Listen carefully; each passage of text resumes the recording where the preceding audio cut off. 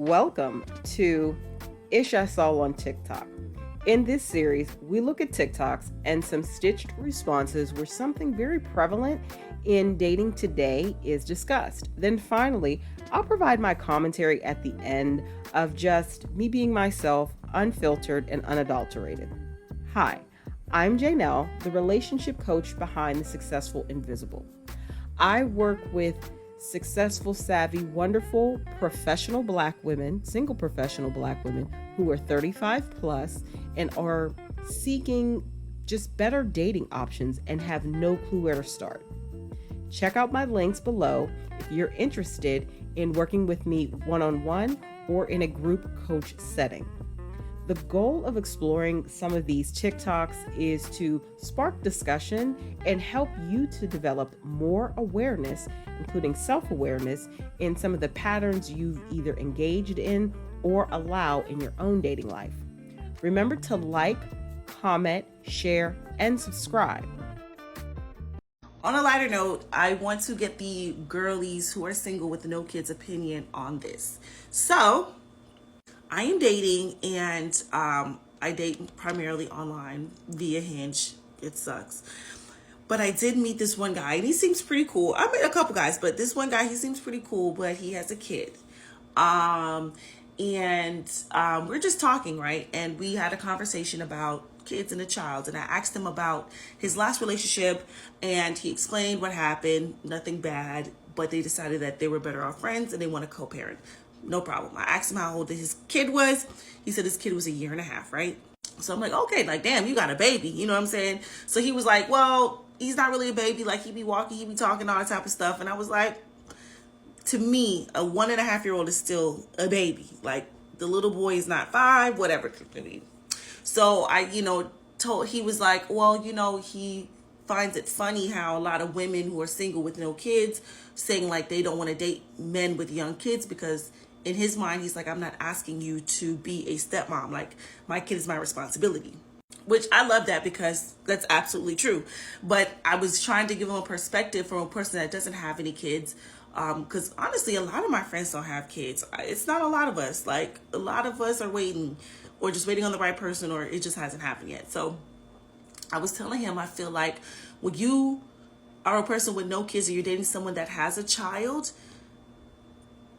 you're assuming into that role in some way, shape, or form. If me and my guy are going out to eat and he's at the house, I'm not gonna bring something for the child.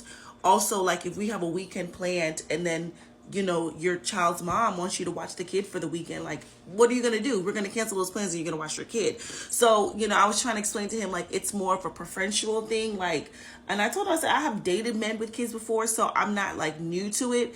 I just stay away from it because I know all that it entails. And it's just so hot, And I told him, like, every man has a different story. Like one guy that I talked to, like, he had a kid on the way, and he was like, listen, I was not even with the girl, but we did the do, and she got pregnant. She wanted to keep her child, and I have to do what I need to do as a father. And I love that for him, because I'm like, that's amazing that you're stepping up and you're taking it on the chin. But then I also had to step back because, like, she's pregnant. Like, that's a lot. Okay, that's a lot. Then it also goes into what time can you spend with the person and dating and all that type of stuff. So I'm still talking to the guy. He seems like a good guy or whatever. I just wanted to get y'all opinions on that. Like, do y'all agree, like, when you don't have any kids and you're dating someone with a child, like, that you automatically become some sort of like a stepmom? And we see it happen all the time. Like, you don't have to introduce the person that you're dating to your kids. I wouldn't really recommend that until it's something serious. But there will be a couple times where you're like, damn, I have to cancel because the little boy's sick or little girl's sick. And, like, as a person with no kids, it is hard for me to accept that I'm not going to be the number one priority. And then on top of that, I'm accepting that, there's really not going to be a lot of spontaneity in the relationship. Like, I can't just say, let's just go to Italy. We can't do that because you have to make sure that your child is taken care of, which is what I would want you to do. So, but girls that are single, do you just stay away from men completely? Doesn't matter how many kids they have. Like, what is it, If you just know you're that girl, Yep. You just have no choice but to be that girl. And I feel like I'm that girl. What if you don't wake up feeling like that girl? How do you be that girl? You need to go back to sleep and wake back up again. I am about to head out on a date. I'm currently 40, single, child-free, and I'm about to go on a date with somebody that I met on a dating app, Hinge to be specific. I wanted to talk a little bit about my mindset when it comes to dating and how I approach dates. And I also wanted to say that it has taken me a long time to get to this place, and I have had to do a lot of work on myself, So when it comes to dating now, I try to approach dates with having very little expectations. We can all do it where we match someone on a dating app and we've kind of planned our whole entire life in our head and we know how it's going to work out and we think that we really like him. But the truth is, we don't even know them yet. That's the truth. We don't know them. And I was definitely the kind of person that wanted to be at the end. So I wanted to rush right to the end. I wanted to know that I was safe, that this person liked me, that we were going to be together, which is wild because I don't know them. But I started to learn about attachment styles and understand that I had an anxious attachment style and how that was kind of, triggering my fear of abandonment and how I needed constant reassurance from people. And the thing is that when you're dating somebody and you're right in the early stages, you can't have those kind of expectations on somebody because it's just too much. And I know for a fact that me being like that in the past definitely scared people off. When it comes to working on ourselves, anything that has anything to do with trauma, that has to do with our past, that has to do with those behavioural patterns that are heavily ingrained, it's not going to be an overnight fix. You're not just going to click your fingers and suddenly you're healed of that. It's going to be a decision to say, hold on a second, okay, I might have been treated like shit, but also I'm going to take responsibility for the part that I'm playing in maybe not having success in dating. And, why when I realise that this person isn't treating me how I want to be treated, that they don't respect me, that, I've told them perhaps what makes me feel comfortable and they're not listening to me, why do I still chase them? Why do I still want them? And I think that we have to kind of take our own responsibility in those moments to be like, why do I? And I think for a lot of us, we are repeating patterns of our childhood and we are trying to get validation from somebody. We are seeking love, but essentially we're seeking it in the wrong place with someone we've just met that we don't know yet. I think the real sign of growth is when you're in a situation that you've been in before, you've been in a similar situation before, and you react completely differently. And you look back and you think, oh my God, if this was a year ago, or if this was 6 months ago, if this was 2 years ago, I would have done X, Y, and Z. But here I am reacting completely differently. And that has been my experience over the last couple of years. But certainly the last few experiences I've had have been a bit of a roller coaster, but have been such a blessing because now I'm so detached from the outcome when it comes to dating somebody. And that's a powerful place to be. And even if I go on a date with somebody and I vibe with them and we get on well and they're funny and they're, making me feel great and they're giving me all of these kind of, compliments and it feels like this could really be something, if then what happens is their communication is sloppy and it's a little bit all over the place and they're not arranging the next day and they're not seeming like they're invested or they don't care about me, I'm okay to just walk away. I don't need answers. I don't need an explanation. Your behaviour tells me everything that I need to know. And that's a great, great space to be in. For me, compared to where I was to being in this space now, it's a world of difference. So I just wanted to do a little video about this because I'm sure there are lots of, especially women, but men out there as well, who might be experiencing similar things. And for me, what I would say is it's about taking it back to the drawing board, going back to yourself and really questioning where those beliefs come from. Maybe it's about working with a coach. Maybe it's about working with a therapist. Maybe it's about reading some really good books. Highly recommend Block, Delete, Move On by Let Me Explain.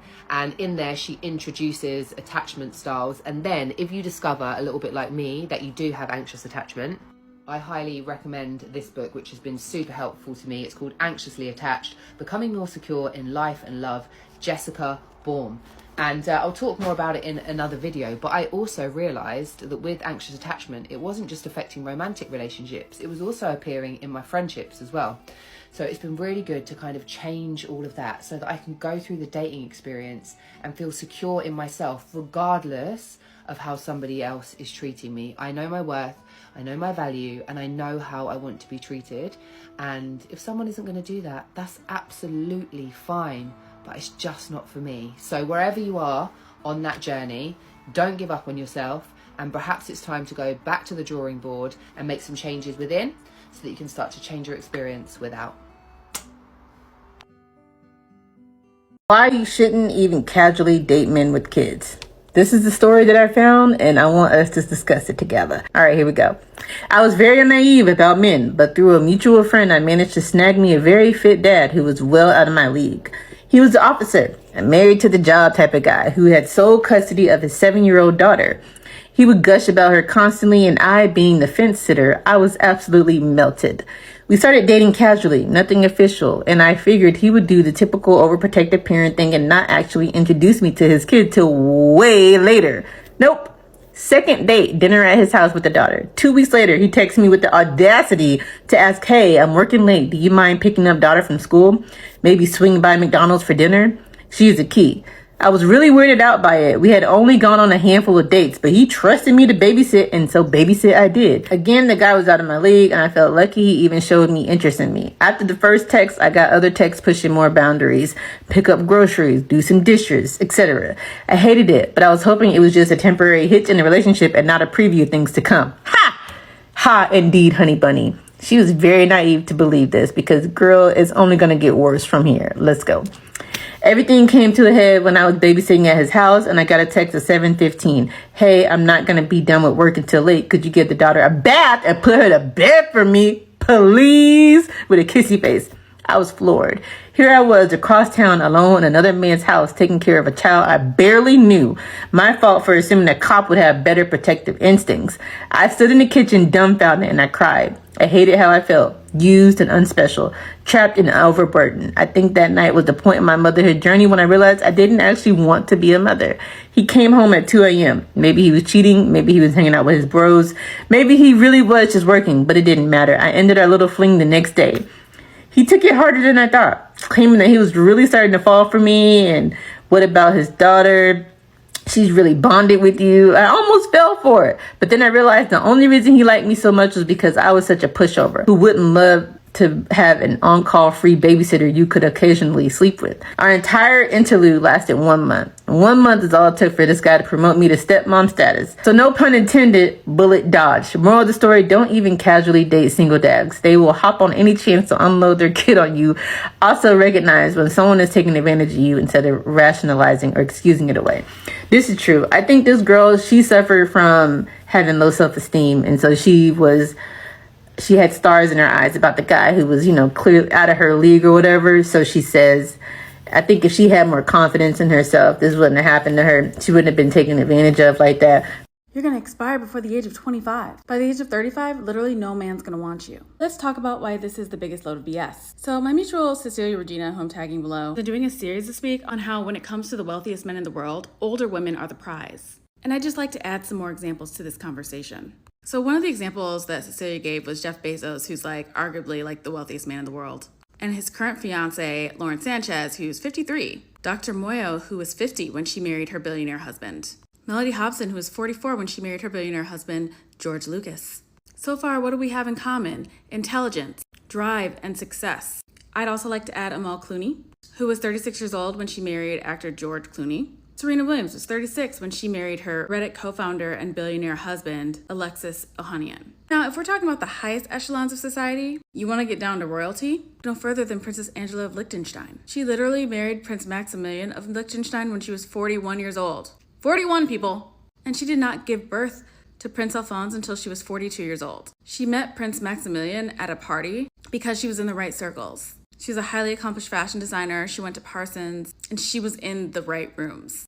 And even more famously, we have Meghan Markle, who was 36 when she married Prince Harry. and didn't have Prince Archie until she was 37. When it comes to success, a lot of these people didn't meet until their mid-30s at the earliest, once they started to reap the benefits of their years of work. All these women are highly accomplished, intelligent women who stand on their own. So when society is saying that women expire at a certain age, ask yourself, does society have it together? Is society doing so great? Okay, so this morning, as I was having my morning coffee, I checked my DMs, and this man slid into my DMs and said that if my husband was clever, he would leave me for a younger woman who could bear him children. That was a lot to unpack over morning coffee. And you know what? I just feel that the casual cruelty that child-free people face is mind-blowing. The constant having to justify our reasons for not having kids it's just tired at this point. I have my reasons for not having children. Number one, I had a strained relationship with my mom. It's all fine now, but that affected my biological clock. Number two, I think my biological clock is broken anyways. You know, I never had that sort of like big need to have children. And number three, we have a genetic disease in our family that's pretty horrible. And while I would never fault anybody in my family for wanting kids, obviously, I just, I lost my grandmother to it. My dad has it. He had to have a kidney transplant. My other aunt has it. She had to have a double transplant. And that's not something that I really wanted to, put on the shoulders of my child. So can we just show a little compassion towards people and their decisions and not be nosy and gross, especially during the holidays? A few of y'all in my comments have told me that y'all have boyfriends and husbands that don't want kids, and all I want to know is, where do y'all be finding these men at? Where do y'all be finding them? Because from where I'm from, everybody wants some damn kids, and I don't. No, for real. Is it because I live in the South? Does every Southern man want a child or something? Do I gotta move or something? Because this is getting ridiculous. If I gotta fucking move, I'll do it, because I ain't having no luck down here. Everybody wants kids, bro. It's so rare to find a man that don't. That's honestly probably the only way I'll ever get married. The only way I'll ever get married to a man is if he don't want kids either. Probably the only way.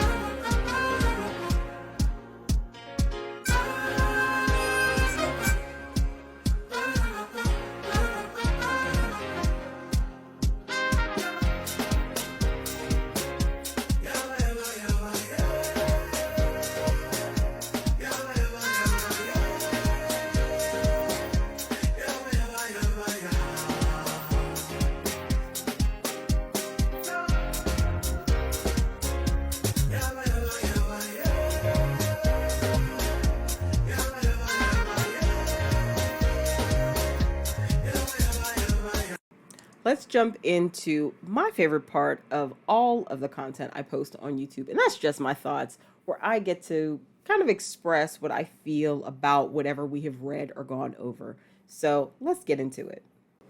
All right, so in this first part of the challenges in dating for single women out here today, especially single women who may be over 40, I really liked some of the ones I stitched because they are very much an embodiment of what I'm experiencing and what several of my clients are experiencing. Number one, not having high expectations. It's very hard to manage that sometimes when you seem to have a good connection with someone initially and you do have expectations of them.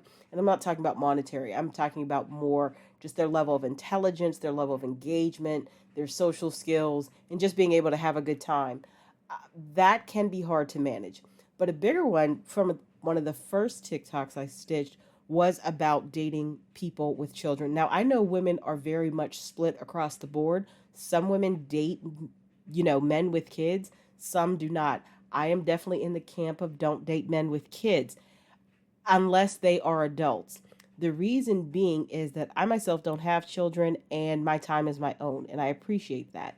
So when you're dating someone who has children, especially smaller children, if that person is going to be a good and active, consistent parent, there's going to be a lot of time that they need to invest in their children, as they should. I don't fault them for that. I'm just not the right woman to fit into their lifestyle because when I date, I want someone who's able to make me a priority.